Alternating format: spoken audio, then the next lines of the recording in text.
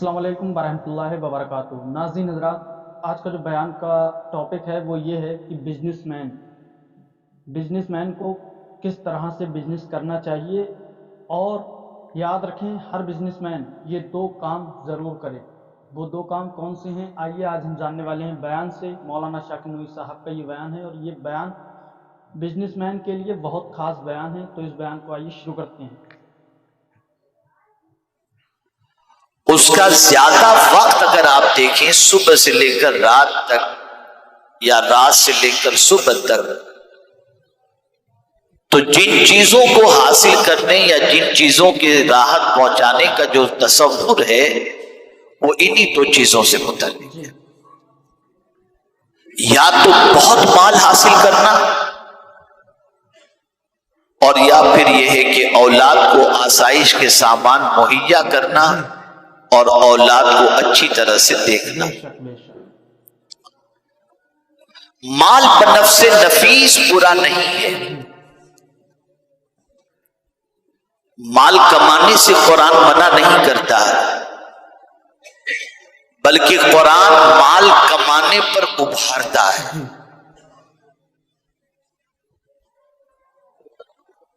اور خاص طور پر تاجر لوگوں کے سلسلے میں رسول اعظم صلی اللہ علیہ وسلم نے ارشاد فرمایا، بزنس مین کے سلسلے میں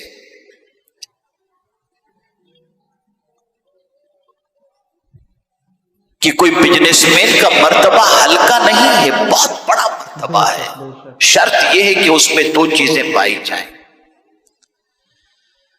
رسول رحمت صلی اللہ علیہ وسلم نے فرمایا، التاجر الصدوق الامین مع النبیین والصدیقین والشہداء والصالحین۔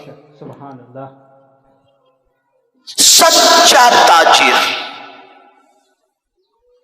سچ بولنے والا بزنس مین اور امین بزنس مین، یعنی امانت میں خیانت نہ کرنے والا بزنس مین۔ اگر کوئی ایسا بزنس مین ہے جو سچ بولتا ہے اور امانت میں خیانت نہیں کرتا، تو حضور فرماتے ہیں وہ نبیوں کے ساتھ رہے گا، صدیقین کے ساتھ رہے گا، شہداء کے ساتھ رہے گا۔ تو سچے تاجر کے مرتبے کو حضور نے اتنا بلند کیا کہ اسے اپنا ساتھ عطا فرما دیا، اپنی معیشت عطا فرما دی، جس معیشت کو حاصل کرنے کے لیے صحابہ کرام علیہم الرضوان اپنا سب کچھ لٹا دیتے تھے کہ کسی بھی طرح سے حضور صلی اللہ علیہ وسلم کا قرب ہمیں نصیب ہو جائے۔ تو مال کمانا بنفس نفیس برا نہیں ہے، کمائیں، بلکہ حدیث شریف میں ہے ایک صحابی فجر کی نماز کے بعد کوئی خاص ذکر و اذکار انہوں نے نہیں کیا، کام کاج کے لیے نکل پڑے۔ تو چند صحابہ بیٹھے تھے جو مسجد میں ذکر و اذکار کرنے کے لیے، انہوں نے آپس میں گفتگو کی، کیا ہی بہتر ہوتا کہ تھوڑی دیر بیٹھ کر کے یہ اللہ کا ذکر کر لیتے۔ فجر کی نماز پڑھی اور نکل گئے کام کاج کے سلسلے میں، دنیا کمانے کے سلسلے میں تھوڑی دیر رک جاتے ہیں، کو ذکر و اذکار کر کے جاتے ہیں۔ حضور صلی اللہ علیہ وسلم نے ان کی گفتگو سن لی۔ اب سنیے حضور کیا ارشاد فرماتے ہیں۔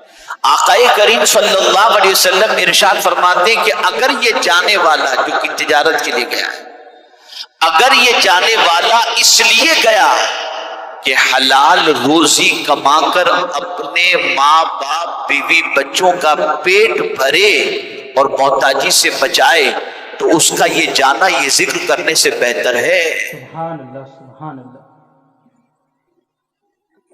تو مال کمانا برا نہیں ہے، قطعی طور پر برا نہیں، ضرور کماؤ۔ بلکہ ایک صحابی نے رسول رحمت صلی اللہ علیہ وسلم سے اپنے وصال سے پہلے جب ان کو فیلنگ ہونے لگی کہ میری زندگی اب مختصر ہے، میں اس دنیا سے چلا جاؤں گا، تو انہوں نے سوچا کہ چلو میں اپنا مال سب صدقہ کر دوں۔ تو انہوں نے حضور صلی اللہ علیہ وسلم سے عرض کیا کہ میں چاہتا ہوں کہ سب صدقہ کر دوں۔ سرکار نے فرمایا نہیں، کچھ رکھ چھوڑو، سب مت دو، تھوڑا سا رکھو، تمہاری اولاد کے لیے رکھ کر کے جاؤ، اس لیے کہ تمہارا اپنے بچوں کے لیے کچھ نہ رکھ کر کے مرنا اور اس کے بعد تمہارے بچوں کا ہاتھ پھیلا کر بھیک مانگنا، اس سے بہتر ہے کہ ان کے لیے رکھ کر کے چھوڑو، اور یہ رکھ کر کے چھوڑنا صدقے سے بھی افضل ہے۔ ذہن میں رکھیں آپ۔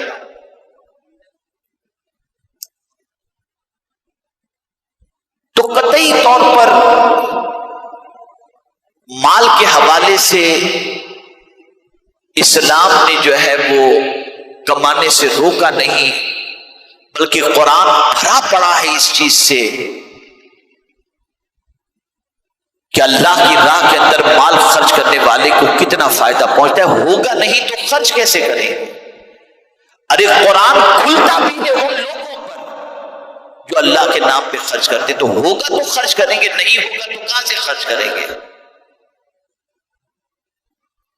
تو جو یہ تصور میں آپ کو دینا چاہتا ہوں وہ یہ ہے کہ یہ سب جائز راہیں ہیں کہ آپ یہ کماؤ، جائز طریقے سے کماؤ، حلال طریقے سے کماؤ، مال کماؤ، خوب کماؤ، اچھی طریقے سے کماؤ۔ لیکن آج جو سچویشن چل رہی ہے وہ یہ ہے کہ مال دباؤ، کماؤ نہیں، مال دباؤ، اس کا بھی دباؤ، اس کا بھی دباؤ، جیسے چاہو دباؤ، اور جو جیسا چاہے کھاؤ، اور اسی مال کمانے کی ریس کے اندر اور دنیا سے مال کے معاملے میں آگے نکلنے کے جذبے کے اندر انسان اب وہ سارے راستے اپنا رہا ہے جو راستے شاید کے حلال نہ ہو۔ اور اس سلسلے میں مسلمان کا معاملہ سب سے ٹاپ لیول پر ہے۔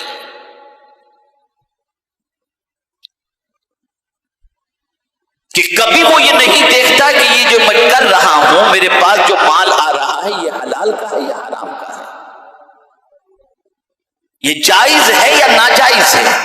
ایک تصور ذہن میں آ گیا، کماؤ۔ اور میں بڑی معذرت کے ساتھ عرض کرتا ہوں، پوری دنیا کے اندر سب سے زیادہ نشے کی عادت اور منشیات کو پھیلانے والا اور اس کی تجارت کرنے والا کوئی اور نہیں ہے، مسلمان ہی ہے۔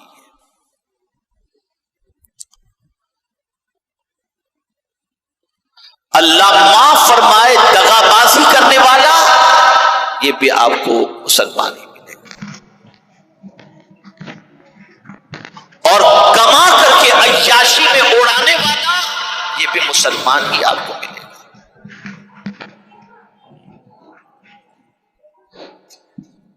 یا تو انسان مال کے لیے اپنی آخرت برباد کرتا ہے یا اولاد کے لیے، اور دونوں کے لیے قربانی دے رہا ہے۔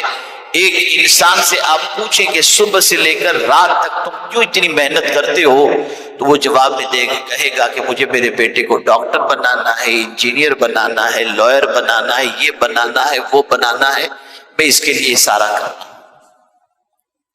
یہ دونوں ہوئے آزمائش۔ اب توجہ چاہوں گا آپ کہ اولاد کیسی ہونی چاہیے اور کس طریقے سے۔ حضرت عمر ابن عبدالعزیز، جن کے دور کو خلافت راشدہ کا دور کہا جاتا ہے، جب وہ خلافت کے منصب پر فائز ہوئے تو بہت ساروں کا مال پہلے ان سے جو تھے انہوں نے لے رکھا تھا، جو صحیح تھا غلط تھا سب ایسا ہی تھا۔ جب خلافت کے منصب پر بیٹھے تو انہوں نے ارادہ کیا کہ جن جن لوگوں کا مال لیا گیا ہے ان ساروں کا مال لوٹا دیا جائے۔ بیٹے کی عمر 16 سال کی ہوگی کم و بیش حضرت عمر ابن عبدالعزیز رضی اللہ تعالی عنہ۔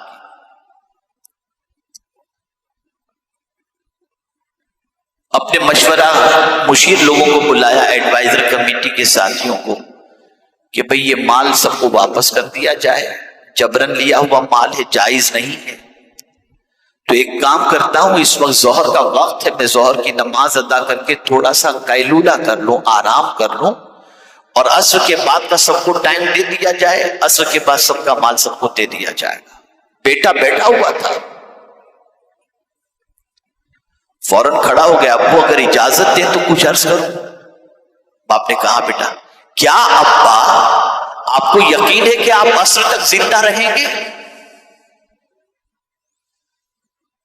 بس اسی وقت حضرت عمر ابن عبدالعزیز الرٹ ہو گئے، ہاں بیٹا بات تو تمہاری صحیح ہے، نہیں ابھی ہی سب کو لوٹا دیا جائے۔ اور پھر اسی وقت نماز کے فوراً بعد سب کا مال لوٹا دیا گیا۔ آج کا بیٹا اپنے باپ سے کسی بھی طرح سے اپنی ڈیمانڈ پوری کرنے کے سلسلے میں یہ کہتا ہوا دکھائی دیتا ہے کہ کچھ بھی کرو مجھے یہ چاہیے، ورنہ میں یہ کر لوں گا، ورنہ میں یہ کر لوں گا، ورنہ میں یہ کر لوں گا۔